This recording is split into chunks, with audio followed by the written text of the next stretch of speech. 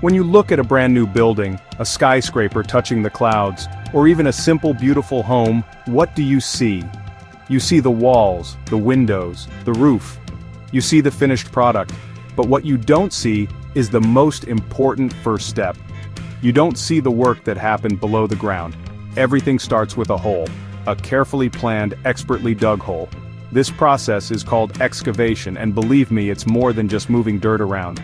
It's the critical foundation for everything that comes after. If you don't get the excavation right, the entire project is compromised from the very beginning. It's a recipe for disaster. Excavation is the process of moving earth, rock, or other materials with tools and equipment. We do this to create space for something new. Think about it. You need to excavate for a building's foundation. You need to dig trenches to lay pipes for water and sewer systems. You need to clear a path to build a road or a tunnel. It's the essential groundwork that allows modern construction to even happen. Without proper excavation, we couldn't build stable structures that are meant to last for generations. It's not just about digging down, it's about preparing the land to safely support the immense weight and complexity of a building. Every single construction project, big or small, starts with some form of excavation. For a simple deck in your backyard, you need to dig holes for the support posts. For a massive commercial building, you need to dig a huge pit for a multi-level underground parking garage. The scale can change, but the principle remains the same.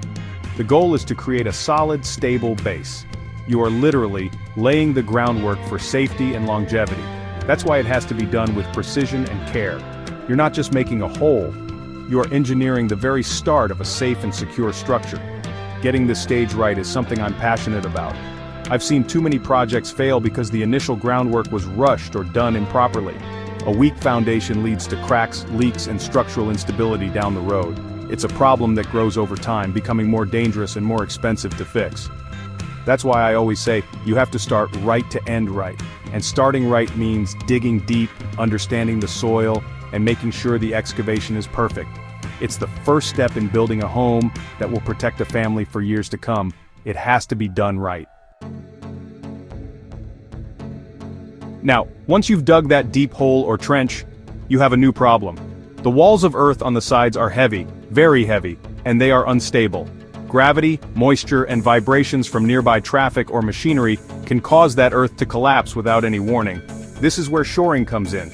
Shoring is a temporary support system we build to hold back the earth and prevent a cave-in. It's like creating a strong, protective shield for the workers who have to get down into that trench or pit to do their jobs. It's not optional, it's a critical safety measure. Think of shoring as a temporary retaining wall. Its one and only job is to keep the workers inside the excavation safe. When a trench is more than a few feet deep, the risk of a collapse becomes very real. A cubic yard of soil can weigh as much as a car. Imagine that falling on someone. There is no surviving that. Shoring systems are engineered to withstand that incredible pressure, giving workers a secure space to install foundations, lay pipes, or perform any other necessary work below ground level. It's the difference between a safe work site and a potential tragedy. You need shoring in many common situations. If you're digging a trench for a new water line that's deeper than 5 feet, you need shoring. If you're excavating next to an existing building to repair its foundation, you absolutely need shoring to prevent that building from shifting or collapsing. Even in what seems like stable, hard-packed ground, you can't take chances. Underground vibrations or a sudden rainstorm can change the soil conditions in an instant, turning a safe trench into a deadly trap. Shoring is the rule, not the exception, for any deep excavation. Ultimately, shoring is about one thing: protecting lives. It's a non-negotiable part of responsible construction. There are different types of shoring for different jobs, from simple timber setups to complex hydraulic systems, but they all serve the same purpose. They hold back the immense force of the earth so that workers can go home to their families at the end of the day. When I see a site with deep trenches and no shoring, it tells me that the contractor is cutting corners on safety, and that's something I will never accept. You have to make it right, and that starts with making it safe. To get excavation and shoring done right, you need the right equipment. You can't just show up with a shovel and expect to build a skyscraper foundation. For the digging part, heavy machinery does the hard work. The most common tool you'll see is the excavator, a powerful machine with a large bucket on a hydraulic arm that can scoop out massive amounts of dirt quickly and precisely. For smaller jobs or tighter spaces, we might use a mini excavator or a backhoe, which is a tractor with a digging bucket on the back. These machines are the workhorses of any construction site, making large-scale digging possible. Once the hole is dug, you need specialized equipment for the shoring. The type of shoring depends on the depth of the trench and the soil conditions. One of the simplest forms is called timber shoring, where we use heavy wooden planks and braces. A more modern and common method is using trench boxes, which are large prefabricated steel or aluminum shields that are lowered into the trench. They protect workers on both sides. For more complex situations, we use hydraulic shoring, where aluminum rails are pushed against the trench walls by hydraulic pistons. This system is strong, lightweight, and can be installed quickly.